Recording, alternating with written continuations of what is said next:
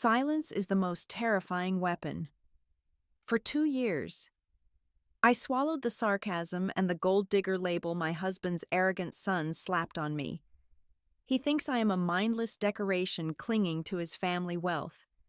He has no idea that in a windowless room thousands of miles away, the power over his proud military career and freedom rests inside a red classified file, right under my hand. Today, the real game begins. Hello, everyone. Before today's story begins, we'd like to share a quick message. YouTube recently removed our monetization, cutting off our income. If you enjoy this story, we humbly ask for just $1 to help pay our staff so they can make a living and keep creating for you. Thank you for saving us. Now, let's begin the story. My name is Josephine Arnold. I am 42 years old, and for the past 2 years, I have been playing the role of the perfect, unassuming wife to Marcus Arnold, a 55-year-old defense technology billionaire. Our life is a meticulously curated picture of pristine wealth, framed by the towering floor-to-ceiling windows of our sprawling estate in Coronado, California. It is the kind of house where the ocean breeze always smells like expensive champagne, manicured lawns, and quiet privilege. To the outside world, I am a graceful, soft-spoken woman who managed to hit the ultimate jackpot, spending my days organizing charity galas, attending high tea, and keeping the massive estate running with invisible precision. And then there is Leo. He is 24 years old, Marcus's only son from his previous marriage, and a newly minted Navy ensign. Leo is undeniably brilliant, cursed with the rugged good looks of a military recruitment poster boy, and completely convinced that the entire universe revolves around his gold-braided uniform. He was born on the absolute finish line of life, but firmly believes he ran the whole marathon barefoot. To Leo, I am nothing more than an opportunistic parasite who swooped in after his mother passed away, sinking my freshly manicured claws into his father's vast fortune. The tension in our household always reaches its peak when we have an audience. Tonight is certainly no exception. We are hosting a formal dinner party with a dozen of Marcus's high society friends, influential politicians, and wealthy military contractors. Crystal glasses clink against imported bone china, and the dining room hums with the low, sophisticated chatter of stock portfolios, global defense contracts, and summer homes in Europe. Sitting directly across the long mahogany table from me, Leo slowly swirls his red wine. His sharp blue eyes are locked on me with undisguised, venomous contempt. He waits for a lull in the conversation, timing his strike perfectly. Josephine, Leo says, his voice intentionally loud enough to slice right through the ambient chatter and draw the entire table's attention. I saw the financial receipts for the new interior decorator you hired. Quite an impressive budget for the West Wing. It must be incredibly exhausting work, figuring out entirely new ways to spend my father's money while he is busy actually building a legacy. A heavy, suffocating silence falls over the dining room. Several guests stare intently at their plates, suddenly fascinated by their roasted duck, deeply uncomfortable with the blatant disrespect. Marcus frowns, his jaw tightening as he grips his fork, preparing to publicly reprimand his son. Leo, that is absolutely enough, Marcus warns, his tone dropping low and carrying the heavy weight of a chief executive officer who is entirely used to being obeyed without question. But I gently place my hand over Marcus's tense fist, giving it a soft, reassuring squeeze. I look directly across the table at Leo and offer him a warm, perfectly unbothered smile. It is quite all right, Marcus, I say softly, keeping my voice light, pleasant, and devoid of any defensive edge. Leo is just highly passionate about the family's hard work and dedication. I only want to make sure this house feels like a warm, welcoming home for both of you. Leo smirks, taking a slow, arrogant sip of his expensive Cabernet.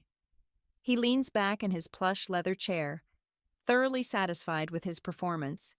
In his mind, he has just won a major victory. He sees my total lack of retaliation as undeniable proof of my intellectual weakness. Hard evidence that I am a brainless gold digger too terrified of losing my luxurious allowance to fight back.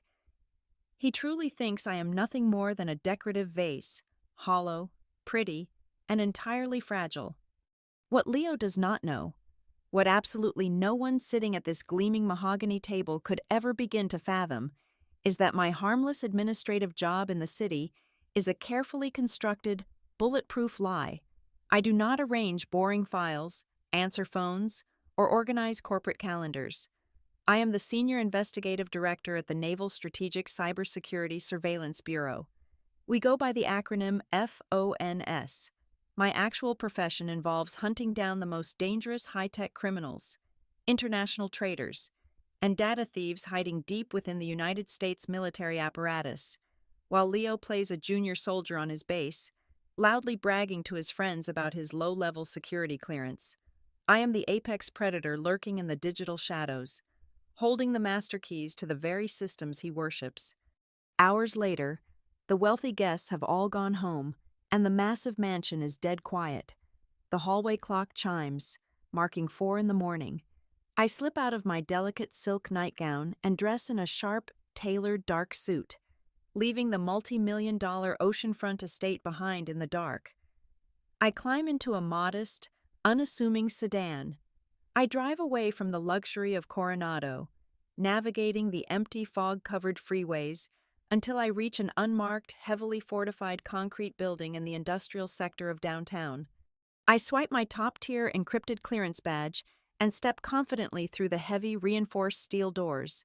The soft, helpless persona of Josephine Arnold, the billionaire's trophy wife, vanishes into thin air the exact second the heavy lock clicks shut behind me. I walk into a cavernous, windowless command center, illuminated by the cold, harsh blue glow of dozens of massive computer monitors. Rows of elite data analysts and cyber operatives stop and nod respectfully as I walk past their stations. Here, in this underground fortress, I am not a gold digger. I am the absolute authority in a subterranean world of classified data, and the real power dynamic in the Arnold family is nothing like what my foolish stepson believes. It was a Tuesday morning, exactly 8:45, when the sterile hum of the command center was shattered by the shrill, unmistakable tone of a Priority 1 alert. The fluorescent lights overhead seemed to dim for a fraction of a second as the secure terminal on my heavy steel desk locked down. The screen flashing a brilliant, violent crimson, a red code, national threat level. These were the cases that woke generals up in the middle of the night, the breaches that could compromise the entire Pacific Fleet. I set down my black coffee, my pulse instantly shifting into a steady, calculating rhythm. I keyed in my 6-digit authentication sequence, pressed my thumb to the biometric scanner, and waited for the encrypted decryption protocol to finish its work. The file unpacked itself across my dual monitors. I leaned forward, my eyes scanning the heavily redacted summary report generated by the automated network defense grids at Naval Base San Diego. Someone had bypassed a Level 4 firewall in the Advanced Weaponry Research sector. A massive data packet containing the highly classified schematics for the new Aegis-class stealth radar targeting systems had been covertly downloaded and routed through an untraceable dark web proxy, destined for a foreign technology theft syndicate. I pulled up the primary suspect file, expecting the profile of a seasoned intelligence officer or a deeply embedded corporate spy. Instead, the high-resolution military ID photo that materialized on my screen hit me with the force of a physical blow. Staring back at me from the encrypted display, wearing his crisp white uniform and that signature arrogant smirk, was Ensign Leo Arnold. My breath caught in my throat. I blinked, momentarily paralyzing the rational, analytical part of my brain. The charges listed beneath his name were catastrophic: espionage, unauthorized extraction of classified military intelligence, treason.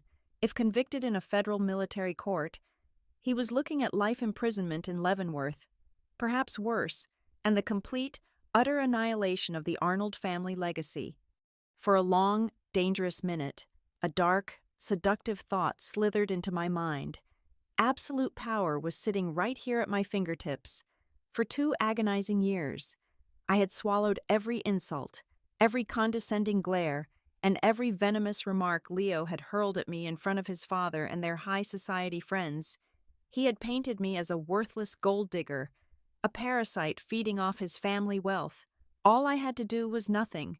I could simply approve the preliminary financial audit, sign the digital termination order with my executive clearance, and watch the building security escort him out of his corner office in absolute disgrace before noon.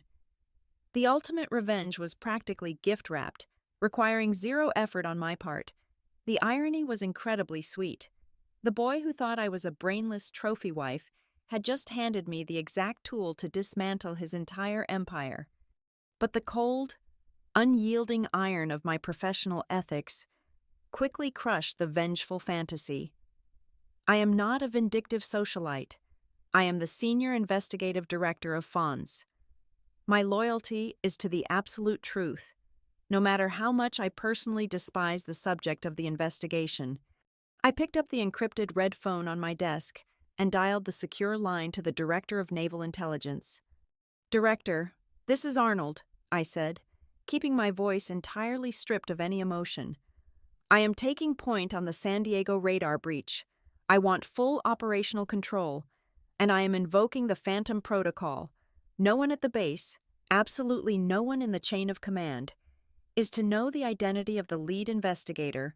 Route all field reports through the anonymized Alpha server." "Understood. Director Arnold," the voice on the other end replied crisply. "The case is yours. Keep us updated." By invoking the Phantom Protocol, I ensured that Leo, Marcus, and the entire United States Navy would only ever interact with a faceless, nameless entity known as Investigator Alpha. They would never suspect that the billionaire's quiet wife was holding the sniper rifle. I isolated my terminal and dove into the raw network traffic logs. For the next 3 hours, I became a ghost wandering through the digital corridors of the naval base. I analyzed the data packets, tracing the intrusions step by step. The evidence was overwhelming. The unauthorized login occurred at exactly 2:15 in the morning. The credentials used belonged to Ensign Leo Arnold. The physical terminal accessed was located in a restricted wing, and the security badge swiped at the door matched Leo's identification chip. The IP address bounce path, though cleverly disguised, left a faint digital breadcrumb trail that led straight back to a private, encrypted cloud server registered under a shell corporation connected to Leo's personal financial portfolio. It was a slam dunk, the kind of open and shut case that ambitious prosecutors dream about. Every single digital fingerprint pointed directly at the arrogant 24-year-old sitting in San Diego. I leaned back in my ergonomic chair, rubbing my temples as the blue light washed over my face. The case was perfect. It was flawless. And that was exactly the problem. In my 20 years of hunting elite cybercriminals, I had learned one universal, undeniable truth. Nothing is ever this perfect. Real espionage is messy. It leaves jagged edges, contradictory timestamps, and chaotic anomalies. A professional spy covering their tracks leaves a void, a suspicious lack of data. They do not leave a brightly lit runway pointing straight to their own front door. I zoomed in on the login sequence logs, the keystroke dynamics, the specific rhythm of how the password was typed, did not match Leo's historical login patterns. Furthermore, the data extraction utilized a highly sophisticated tunneling script, a piece of custom malware that required a master's degree in computer science to execute properly. Leo was a brilliant tactical officer, but his knowledge of network architecture was rudimentary at best. He could barely troubleshoot the secure router in our Coronado estate without calling the IT department. There was a 0% chance he coded that extraction tool. The chilling reality settled over me, replacing the thrill of revenge with the sharp, icy focus of the hunt. I stared at the arrogant, smiling face on my monitor, feeling a sudden, unexpected pang of pity. Leo Arnold was not a mastermind trader selling state secrets to the highest bidder.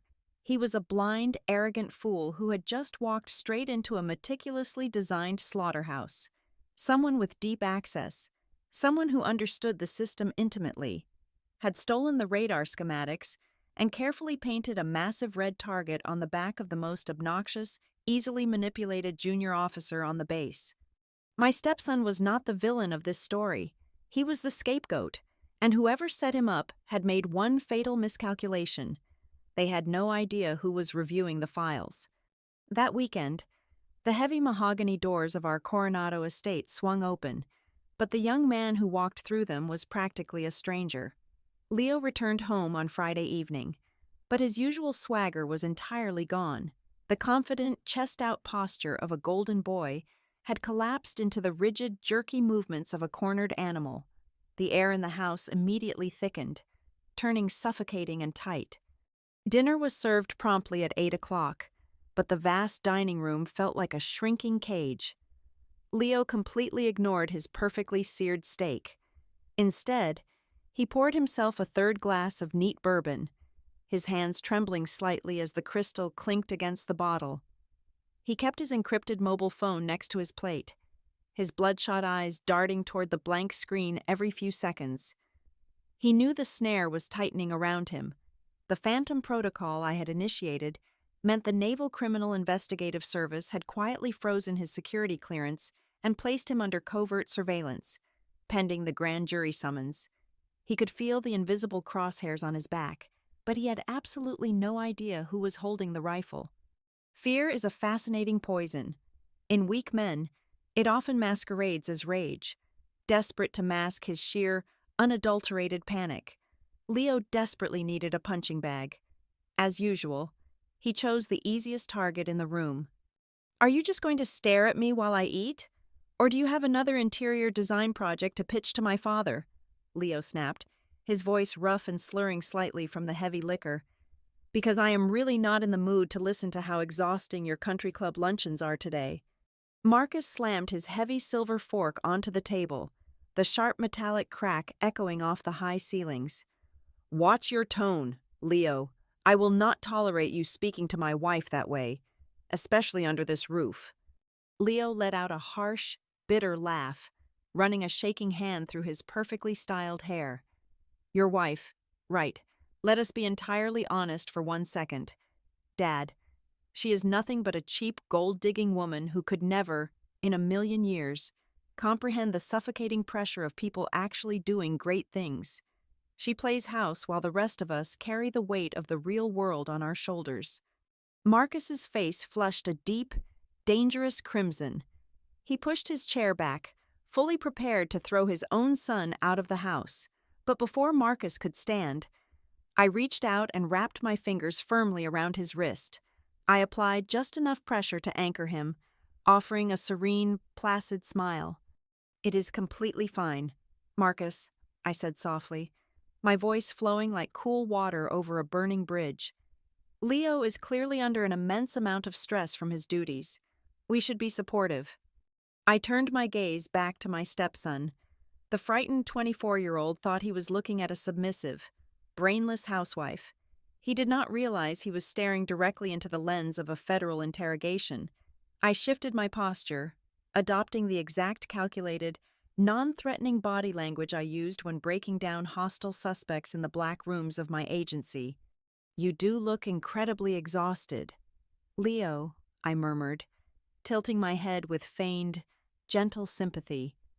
"Naval Base San Diego must be demanding so much of you lately. Are they keeping the junior officers working past midnight these days? That hardly seems fair to your commanding officers, having to stay up and supervise you all." Leo scoffed, taking a large, greedy swallow of his bourbon. "Supervise, please. The senior staff are never around after 2200 hours. I basically run the entire tactical wing myself when the night shifts hit. No one checks my logs. I am completely autonomous." I took a slow, delicate bite of my asparagus, mentally filing away the massive security vulnerability he just proudly confessed. "That sounds terribly lonely," I continued, keeping my tone perfectly conversational. "It must be so difficult to unwind. I hope you at least have friends on base to share a drink with when the shifts get that demanding. Did you go out with anyone on Monday night? You seem like you have not slept since then." His eyes widened for a fraction of a second. a micro-expression of pure, unadulterated terror flashing across his face before he masked it with a sneer. Monday night was the exact time window of the digital breach. "I do not need your fake pity," Leo spat out, his voice cracking slightly. "And for your information, I was not alone. My direct commanding officer took me out to an off-base bar in the Gaslamp Quarter to celebrate my tactical evaluation. We drank until 2 in the morning, so save your condescending questions. You know absolutely nothing about loyalty or the brotherhood of the uniform." "Of course," I replied, offering a polite nod. I could never understand. I wiped my mouth with a linen napkin, my heart beating with the cold, steady rhythm of a metronome. In less than 5 minutes of casual dinner conversation, the boy had voluntarily handed me the exact timeline of his whereabouts, confirmed a massive gap in the base's physical oversight protocol, and provided the name of the man he was with during the exact hour his credentials were used to steal the radar schematics. By Sunday morning, Leo could no longer handle the crushing anxiety of the silent house. He stormed out before breakfast, claiming he needed to clear his head at the driving range, the moment his sports car roared out of the gated driveway. I walked directly up the grand sweeping staircase and let myself into his private bedroom. The space was a chaotic mess of discarded uniforms and expensive cologne. I moved with the silent, practiced efficiency of a shadow, slipping a heavily encrypted, military-grade data extraction drive from the pocket of my cardigan. I booted up his personal titanium laptop. He thought he was secure. He thought a simple alphanumeric password could keep out the senior investigative director of the Naval Strategic Cybersecurity Surveillance Bureau. It took me exactly 3 minutes to bypass his operating system and clone his local hard drive. I stood in the center of his lavish room, watching the transfer bar load, and sifted through his unencrypted local files. I found what I was looking for buried in a hidden folder of saved social media drafts. It was a video recorded late last Monday night at the bar he had mentioned. Leo was severely intoxicated, laughing loudly while trying to log into his secure military portal on his phone to show off his clearance level to someone sitting just out of the frame. In his drunken state, his fingers clumsily tapped out his exact secure passkey in plain view of the camera lens. He had practically handed his digital identity to whoever was sitting next to him. The drive beeped softly, signaling the transfer was 100% complete. I pulled the device free, slipping it back into my pocket, and smoothed out a wrinkle in my cashmere sweater. The sheer irony of the situation hung heavily in the quiet air of the bedroom. The boy who constantly berated my intelligence, who loudly declared me a worthless parasite to anyone who would listen, was completely oblivious to the truth. His entire life, his freedom, and his precious military career were currently hanging by a thread, and his only salvation was the exact same woman he despised. He was relying on the intellect of a cheap gold digger to save him from a life sentence in a federal penitentiary, and he did not have the slightest clue. Monday morning arrived with the sterile, hyper-focused chill of the command center. My first official action acting as Investigator Alpha was to issue a highly classified directive to the Naval Criminal Investigative Service. I formally suspended the impending physical arrest warrant for my stepson. The military police were literally minutes away from kicking down his barracks door, but I halted the strike. If we dragged the boy into a harsh interrogation room right now, the real architect of this treason would immediately realize the breach had been detected. The true culprit would burn every single bridge, destroy the servers, and vanish, leaving the kid holding a ticking bomb. I needed the boy entirely free, walking around the base like a perfectly oblivious piece of bait, while I hunted the real monster lurking in the deep water. I widened the search perimeter far beyond a junior officer's basic clearance level. If my arrogant stepson did not write that complex extraction malware, then someone with senior tactical oversight absolutely did. I deployed a highly aggressive swarm of autonomous tracing algorithms to scrub the digital activity of every single high-ranking commander stationed at the San Diego base during the exact window of the leak. I was looking for ghosts in the machine, searching for officers who interacted with the mainframes around 2:15 in the morning. Hours blurred together into a relentless stream of raw data. The massive breakthrough came not from military networks, but from the global financial grid. My financial forensic team flagged a massive, highly irregular surge in cryptocurrency volume, exactly 48 hours after the classified radar schematics were downloaded. A sum equivalent to $2,500,000 in untraceable digital currency materialized in a dark web escrow account. From there, the investigation became a blistering, high-speed pursuit across the global banking sector. The digital money fragmented into thousands of smaller, chaotic transactions, bouncing violently from a proxy server in Eastern Europe to a heavily fortified shell bank situated in the Cayman Islands, before washing through a decentralized exchange in the Mediterranean. But dirty money always leaves a thermal signature if you push hard enough. I tightened my grip on the mouse, manually forcing the tracking program to collapse the fragmented accounts back into a single stream. The laundered funds finally pooled into a highly secretive, offshore blind trust. Cracking a Tier 1 offshore trust without a signed international warrant is technically a severe violation of federal and international banking laws. For me, equipped with the total processing power of the Naval Strategic Cybersecurity Surveillance Bureau, it took exactly 14 minutes of sheer, relentless, brute force decryption. The encrypted firewall shattered like cheap glass. The true beneficiary of the massive bank account blinked onto my high-resolution monitor. Colonel Thomas Sterling. The breath slowly left my lungs, turning the air in the room icy cold. Sterling was not just a respected senior officer. He was the direct commanding officer of the entire tactical wing. He was the exact man my stepson had been drinking with on the night of the catastrophic data breach. He was the celebrated military mentor who supposedly took the golden boy under his protective wing. A vivid, sickening memory violently forced its way to the front of my mind. It was a lavish charity gala we hosted at our Coronado estate exactly 8 months ago. Colonel Sterling had been standing on our oceanfront terrace, swirling a glass of expensive scotch. He had wrapped a heavy paternal arm around my stepson's shoulders. I had been walking past them, carrying a silver tray of hors d'oeuvres, when I heard the boy making another incredibly cruel joke about my intelligence and my supposed greed.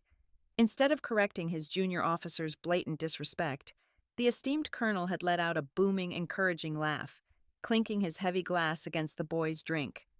"Do not worry about her, son." Sterling had chuckled loudly, his eyes sweeping over me with utter disdain. "Women like that are just pretty accessories. They do not possess the necessary hardware to understand men of our caliber." Sterling had actively, purposefully encouraged the boy's toxic arrogance. He had carefully fed the massive, fragile ego of a privileged 24-year-old, grooming him into the perfect, unthinking asset. The entire architecture of the treason snapped into terrifyingly clear focus. Sterling had weaponized the boy's desperate, blinding need to prove himself to his billionaire father.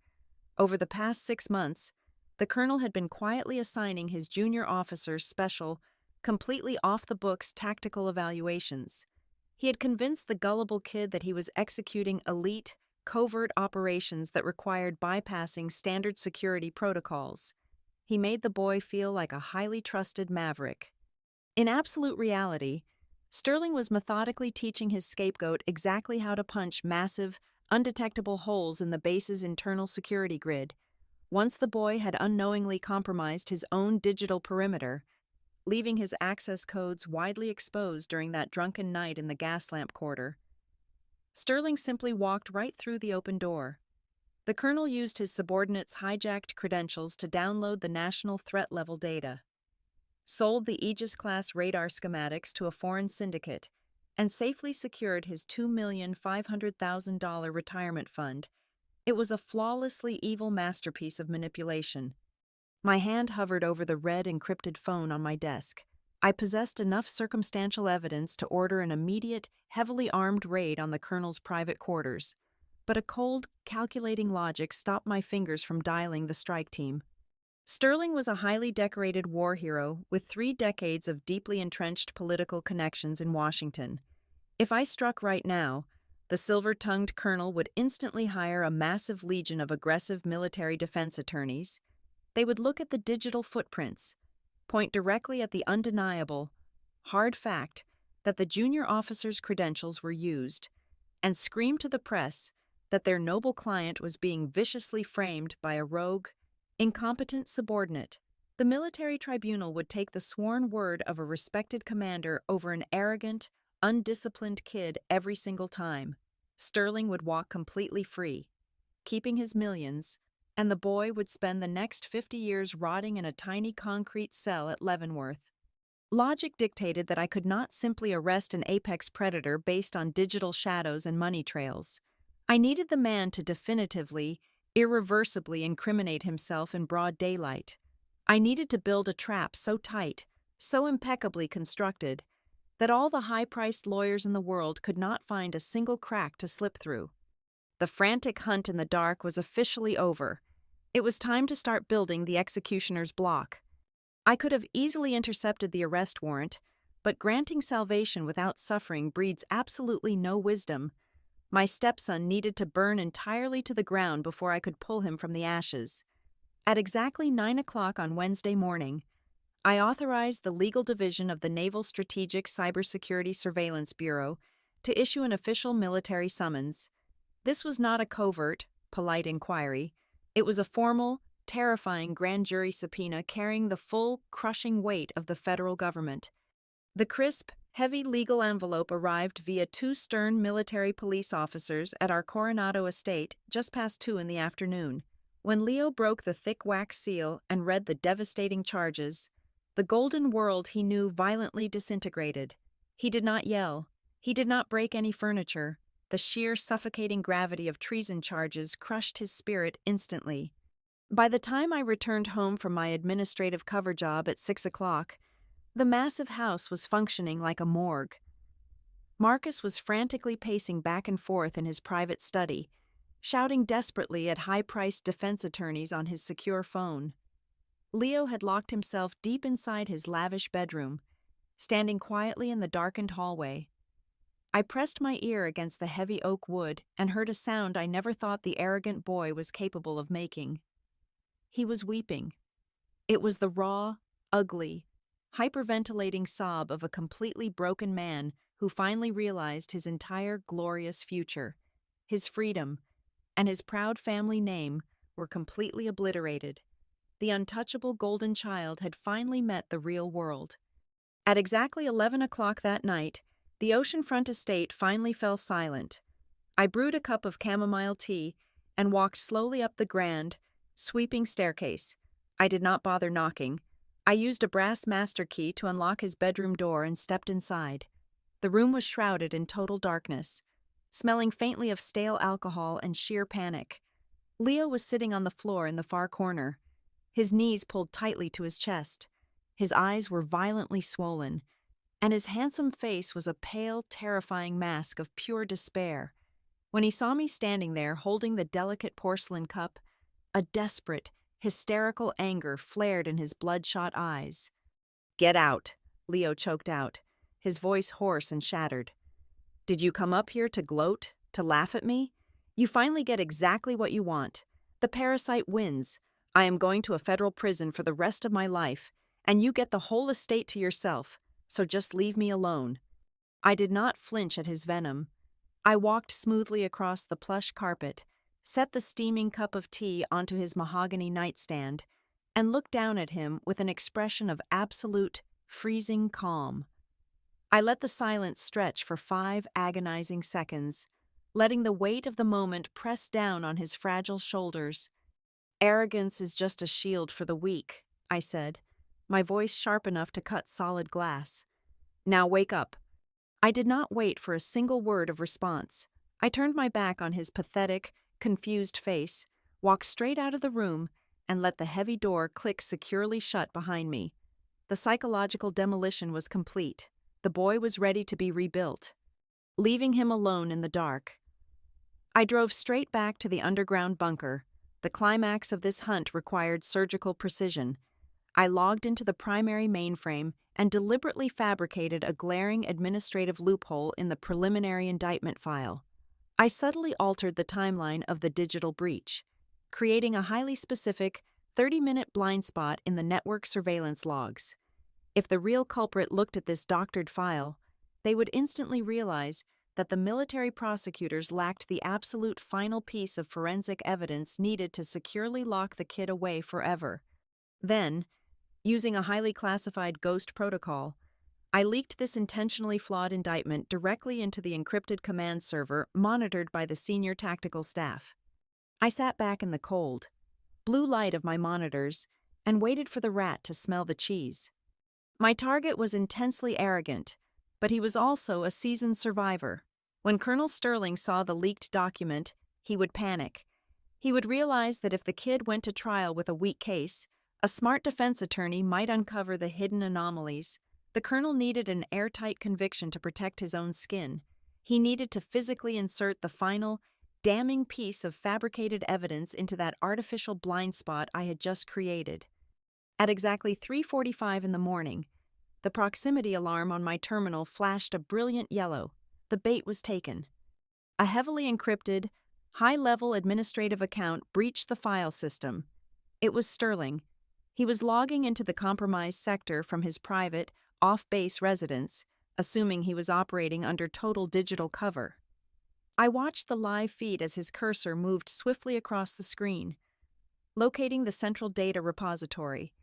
He uploaded a forged keystroke log, an undeniable piece of digital perjury designed to firmly nail my stepson to the wall, and then he moved his mouse to erase his own tracks. He clicked the delete button. That single keystroke was the trigger. The instant his finger depressed the key, my system executed a severe deadlock protocol. The trap slammed shut with the force of a digital guillotine. The deadlock instantly froze Sterling's terminal, locking him out of his own system while simultaneously capturing his exact physical location, his unique cryptographic signature, and the raw, unedited footage of his webcam showing him actively planting fabricated evidence on a federal network. Every single firewall he had built to protect himself was completely reversed in less than 2 seconds, trapping him inside his own crime scene. There was absolutely zero chance of escape. The ghost was finally chained to the floor, and the stage was set for the final act. The closed military tribunal convened at exactly 9 o'clock on Friday morning. The heavy oak-paneled hearing room at Naval Base San Diego felt more like a tomb than a hall of justice. Sitting at the defendant's table, flanked by 2 stone-faced military police officers, Leo was an empty shell of the boy I knew. His crisp white uniform hung loosely on his drooping shoulders. His head was bowed, staring blankly at the polished wooden table. He had completely surrendered to the slaughter. At the witness stand sat Colonel Thomas Sterling. He wore his dress blues, decorated with rows of glittering medals, exuding the solemn, heartbreaking aura of a disappointed father figure. He was testifying before the panel of 3 austere admirals, his voice dripping with perfectly rehearsed sorrow. "It deeply pains me to say this, admirals," Sterling sighed, shaking his head with a masterful display of fake regret. "Ensign Arnold was a bright young officer, but the pressures of his family legacy and his own reckless ambition clearly clouded his judgment. I tried to guide him, but his actions on the night of the breach are indefensible." The lead admiral nodded grimly, preparing to strike the gavel and formalize the devastating court-martial. Before the heavy wooden mallet could fall, the massive double doors of the tribunal chamber violently flew open. They hit the wall with a deafening crack that echoed like a gunshot. Every head in the room snapped toward the entrance. I walked through the doorway. I was not wearing the flowing silk dresses or the delicate pearls of Marcus Arnold's trophy wife. I wore a razor-sharp, midnight black tactical suit. Clipped to my breast pocket was a solid titanium badge bearing the glowing crest of the Naval Strategic Cybersecurity Surveillance Bureau, identifying me as a Level 9 Senior Investigative Director, the highest clearance in the room. The transformation in Leo's face was instantaneous and catastrophic. His sunken eyes practically bulged out of his skull. His jaw dropped, pulling the remaining blood from his cheeks until he looked like a ghost. He stopped breathing entirely. staring at me as if the laws of physics had just collapsed in front of him. Behind the witness stand, Colonel Sterling's fake sorrow evaporated. His sun-weathered face turned a sickly, ashen gray as he recognized the seal on my badge. "Excuse me, madam," the lead admiral barked, standing up in outrage. "This is a highly classified closed hearing. Who gave you the authority to enter?" I marched straight down the center aisle, my heels clicking like a metronome of doom against the marble floor. I did not stop until I stood directly in front of the judge's bench. I slammed a thick, red-boated case file onto the table.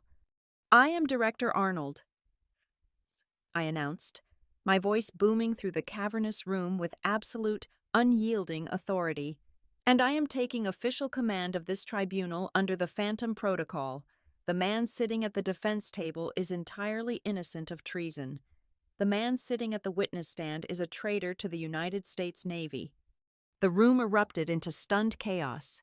Sterling leaped to his feet, his composure shattering into desperate rage. "This is an absolute outrage," Sterling bellowed, pointing a shaking finger at me. "She is the boy's stepmother. This is a blatant, pathetic conflict of interest to save a spoiled brat."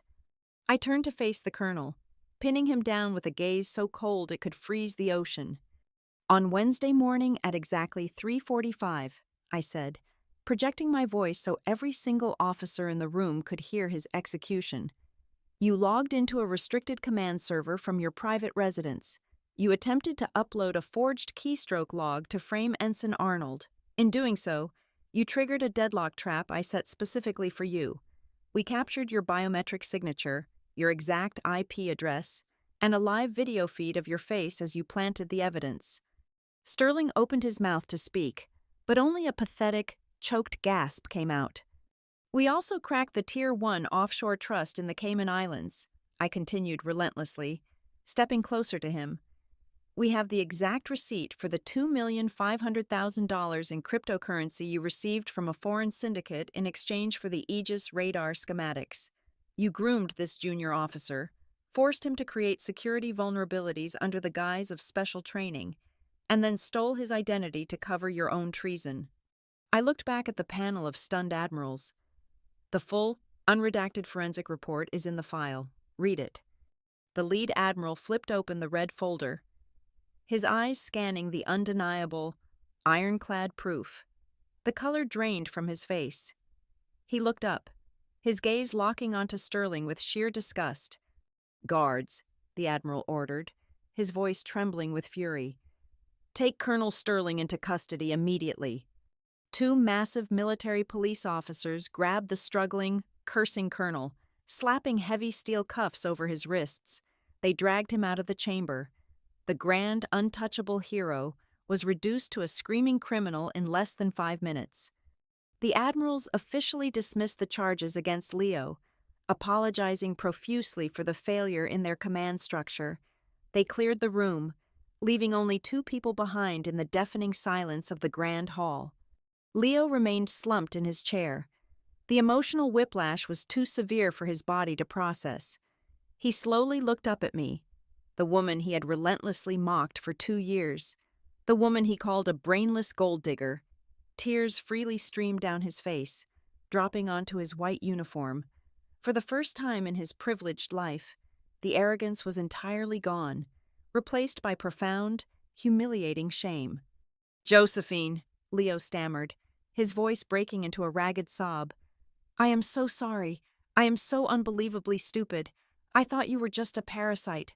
I was so shallow. You saved my life. You saved everything." He expected a warm embrace. He expected the traditional, tearful, motherly forgiveness. He evaluated me wrong once again. I stood perfectly still, looking down at the broken boy. "I proved you innocent of treason, Leo," I stated, my voice entirely devoid of warmth. "But your negligence, your blind arrogance, and the pathetic ease with which you were manipulated have completely disgraced that uniform you wear. You bragged about your status while leaving the front door wide open for a predator." Leo flinched as if I had struck him, fresh tears spilling over his cheeks. "You will not go to federal prison," I continued, delivering the final sentence. But I have already spoken with the base commander. You are being officially demoted. You are stripped of your current clearance. You will not ride on your father's name. And you will not rely on your past achievements. You are going to crawl your way back up from the absolute bottom, and you are going to learn what it actually takes to earn respect in the real world. He nodded slowly, wiping his face with the back of his trembling hand. He accepted the harsh, crushing reality without a single word of protest. I turned my back on the defendant's table.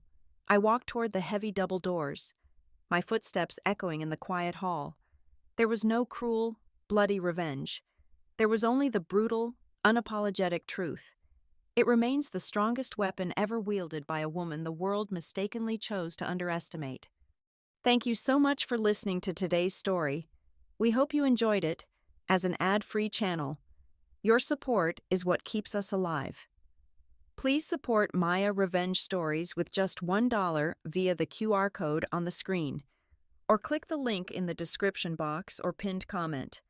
Also, we'd love to connect with you. Please leave a comment telling us which city or state you're listening from. Thank you for standing with us, and see you in the next stories.